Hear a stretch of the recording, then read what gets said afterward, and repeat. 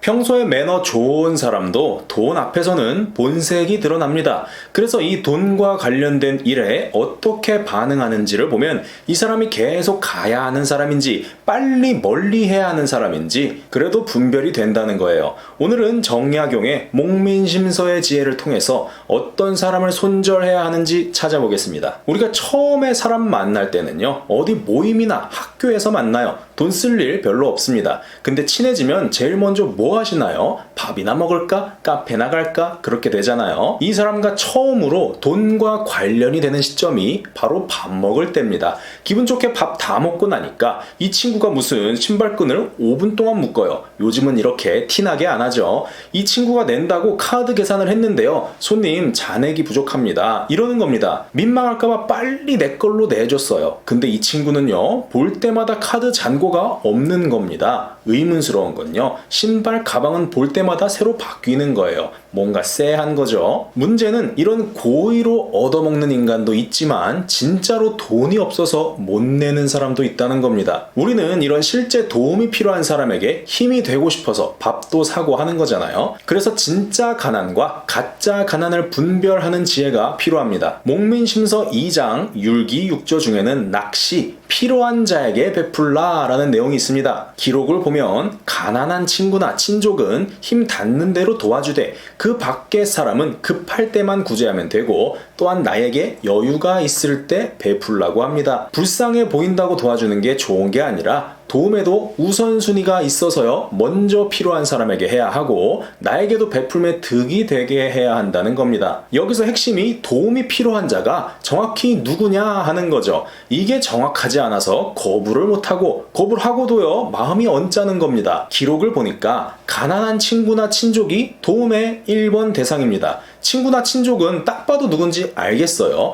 근데 이 가난이란 게 정확히 얼마부터야, 뭐 소득 수준 얼마까지 가난한 거야, 이게 좀 모호하죠. 분명히 알려면 4장 애민6조에 제3조 진궁이란 게 있습니다. 누구를 가난해서 도와줘야 하는가를 설명하고 있는데요, 제일 먼저 언급되는 게 사궁이라는 표현입니다. 사궁이 뭐냐면 호라비, 과부, 고아, 독거, 노인을 말합니다. 왜 이들부터 도와줘야 하냐면 스스로 가난을 극복할 힘이 없어서 그래요. 그래서 이런 분은 밥도 자주 사주고 필요한 것도 좀 나눠주고 하는 게 좋습니다. 만일 계속 밥 얻어먹는 친구가 이 사궁에 해당된다면 손해보는 느낌이 들어도 도와줘도 됩니다. 나 한 명 손절하면요, 그 사람은 진짜 생계가 곤란해질 수가 있어요. 근데 스스로 벌어먹을 능력이 있는 사람이에요. 일할 체력도 있고 정신도 있는데 자꾸 얻어먹기만 하려고 한다면 이 친구한테도요, 내가 빨리 손절을 해주는 게 득입니다. 이분한테도 자립의 의지를 줘서 좋은 거고요, 나한테도 불필요한 지출과 정신적 고통을 없앨 수 있으니까 좋아요.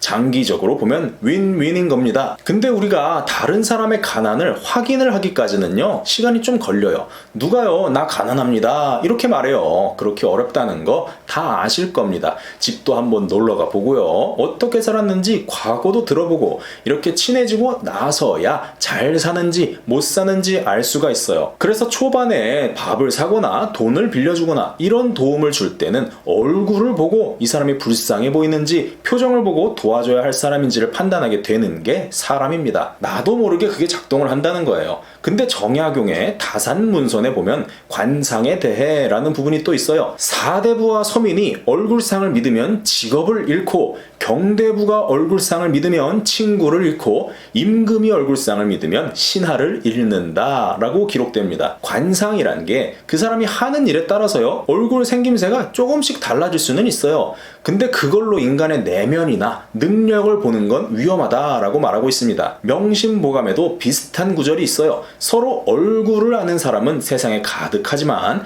마음 속을 알 수 있는 사람은 몇이나 되겠는가? 그래서 외형을 보고 이 사람하고 계속 갈지 말지 판단하는 게 아니라 돈에 대한 관념이 정확히 어떤지 파악을 하는 게 필요합니다. 어떤 때에는요, 직설적으로 이렇게 물어볼 필요가 있다는 거예요. 거창한 말도 필요가 없습니다. 오늘은 너가 밥값 좀 내줘. 저번에 내가 몇 번 냈으니까. 이렇게 한번 해보는 겁니다. 아니면 돈 빌려간 친구가 있는데요, 안 갚아요. 그러면 내가 요즘 경제 사정이 좀 안 좋은데 그때 빌려준 것 좀 줄래? 말해보는 겁니다. 이때 돈을 주는가 안 주는가가 아니라 답변을 한번 보는 거예요. 만일 진짜로 돈벌이가 변변치가 않아서요. 도움을 받아야 하는 사람은 이런 데서 쓸데없는 자존심 안 부립니다. 내가 버스비도 없어서 걸어다녀. 사는 게 너무 힘든데 조금만 더 기다려줄 수 있니? 이런다는 거예요. 이런 친구라면 손절할 사람은 아닙니다. 반면요, 야, 넌 친구 간에 그딴 걸 세고 앉았냐? 이런 소리를 한다면 좀 멀리 하시고요. 만일 나한테 돈 쓰는 게 아깝느니 뭐 그깟 돈 몇 푼 이런 단어를 쓴다면 가급적 만나지 않는 것이 좋다고 권해드립니다. 이분은 돈 개념이 약간 위험할 수가 있어서 그래요. 요즘 밥값 싼 것도 9,000원은 하죠. 이 정도면 싼 거고요. 어디 회사 근처에서 식사하려면 시급 정도는 내야 합니다. 친구 거, 내 거 같이 내려면요. 두세 시간 일한 거 밥 먹는데 쓰는 거예요. 근데 그냥 의자에 앉아 있는다고 돈 주나요? 돈 버는 거 진짜 힘듭니다. 욕 먹어가면서 버는 사람도 많아요. 벌이가 힘든 줄 아는 사람은 내 돈뿐만이 아니라 남의 돈에 대해서도 소중히 하는 게 당연한 심리입니다. 근데 그깟 돈 몇 푼 이런 용어를 쓰는 사람은요. 어떤 문제가 있는 거냐면 전용의 개념이 없는 겁니다. 율기육조에 육조, 낚시, 베푸는 거죠. 이거 바로 이전에 붙는 게 제5조 전용입니다. 재물 씀씀이에 대해서 제한을 지켜야 한다는 건데요. 나 한 명 예쁘게 쓰는 게 뭔 상관이냐 하고 생각할 수도 있지만요. 돈도 없으면서 절약도 안 하면 결국 누구한테 피해가 갑니까? 가족한테, 친구한테 얻어먹고 빌려 쓰면서 주변에 피해가 가는 거예요. 목민심서에서 말하는 것도 동일합니다. 공직자가 해프면 그것이 결국은요, 세금을 과도하게 쥐어짜는 원인이 되기 때문에 엄한 사람에게 피해가 가니까 검소하게 살라는 거예요. 만일 절약하지 않고 내가 먹고 싶은 거, 내가 사고 싶은 거 다 하고 살려면요, 주변 사람 돈으로 하는 게 아니라 내 벌이에서 나온 돈으로 해야 하는 거예요. 근데 내 욕구는 채우고 싶고 벌이는 시원치도 않은데 절용의 개념까지 없으니까 옆 사람이 피곤해지는 겁니다. 이런 사람은 빠르게 거리를 둬야 한다는 거예요. 만일 공직자가 이런 일을 하면 국가가 색출을 해서 처단을 하지만 우리가 살면서 만나는 해픈 사람은요, 누가 대신 차려서 제거해주지를 않습니다. 우리가 직접 찾아서 멀리 하지 않는 이상 계속 붙어서 피곤하게 하는 거예요. 소득에 비해서 씀씀이가 너무 큰 사람은 한번 자세히 볼 필요가 있어요. 어디선가는 부족한 돈을 공급받고 있을 확률이 높습니다. 언젠가요, 그 공급책이 내가 될 수도 있는 거예요. 그래서 애초에 이런 사람과 엮이지 않는 게 가장 좋은데요. 아시겠지만 목민심서는요, 관직에 있는 사람의 행동을 다루기 때문에 이런 관계의 처세에 대해서 뛰어난 면이 있어요. 그중 재가라는 내용을 보면요, 자기 몸이 바른 상태여야 가정이던 나라던 제대로 된다는 겁니다.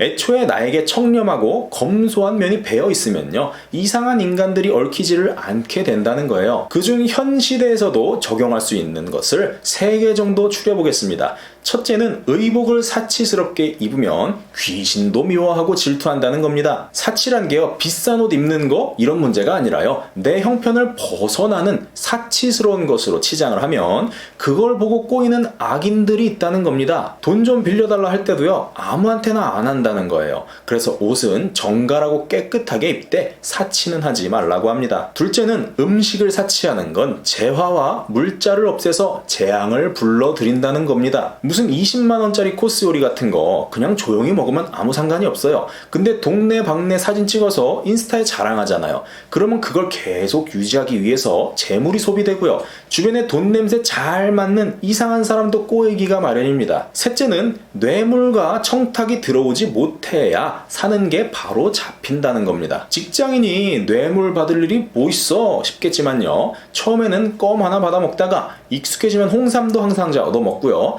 나중에 좀 비싼 거 선물로 받기 시작하면 그게 나중에는요, 뇌물의 효과를 냅니다. 의도를 가지고 선물을 주는 사람은 반드시 어느 순간에는 청탁을 해요. 무리한 부탁을 한다는 겁니다. 그거 안 들어주면 나는 선물만 받고 먹튀한 사람 되는 거예요. 그래서 받을 때는 받은 것보다 더 크게 돌려주고 무리한 선물은 거절을 해야 후탈이 없습니다. 가장 바람직한 건 소소하되 마음을 담은 선물을 주고받는 게 가장 좋아요. 그런 선물이 필요한 분이 계시다면 아래 링크를 확인해 주시면 좋겠습니다. 여기까지 정리하면 손절할 사람을 알아보는 기준 중에서 돈에 대한 관점을 보는 게 효과적이라고 말씀드렸습니다. 가난한 척 하는 사람은 특히 그깟 돈 몇 푼 이런 말을 자주 쓰는데요. 이런 사람은 사치나 허세가 몸에 배어 있기 때문에 돈 빌려주고 밥을 사준다고 실제로 도움이 되질 않습니다. 오히려 멀리 하는 게 서로에게 도움이 됩니다. 그래서 실제 가난한 사람인지 분명한 기준을 가지고 구별해야 되는데요. 스스로 돈 벌 능력이 없는 사궁이 확실한 가난에 해당되고요. 이분들은 돈에 대해서 절박하기 때문에 함부로 재정 활동이나 재물의 가치를 폄하하지 않는 경향이 많습니다. 이런 친구가 있다면 내가 가능한 형편 안에서는 도움을 주는 게 좋고요. 만일 이 사궁에 해당이 되면서요, 돈도 함부로 말도 함부로 쓰는 사람이 있다면 그건 내 힘으로 어떻게 못합니다. 본인이 깨닫지 못하면 안 바뀌니까요. 진심으로 관계를 생각해 보시는 게 좋습니다. 가장 좋은 것은 애초에 이상한 사람들이 붙지 않는 것인데 스스로 검소하게 살고 낭비하지 않으면 악인은 떨어져 나가고 좋은 사람이 붙게 됩니다. 사람 관계를 다 돈을 기준으로 너는 좋은 사람, 너는 나쁜 사람 이렇게 나눌 수는 없지만 돈에 대한 관점이란 건요, 결국에는 살아가는 관점입니다. 같이 살아가는 세상 속에서 얼마나 이 사람이 건강한 개념을 가지고 사는지 알아보는 건요, 사람 재보고 간 보는 게 아니라 건강한 관계를 위해서는 당연히 해야 되는 거예요. 괜한 자책감 가지지 말라고 드리는 말씀입니다. 영상 시청해주셔서 감사드리고요. 내용이 도움이 되셨다면 구독 부탁드립니다.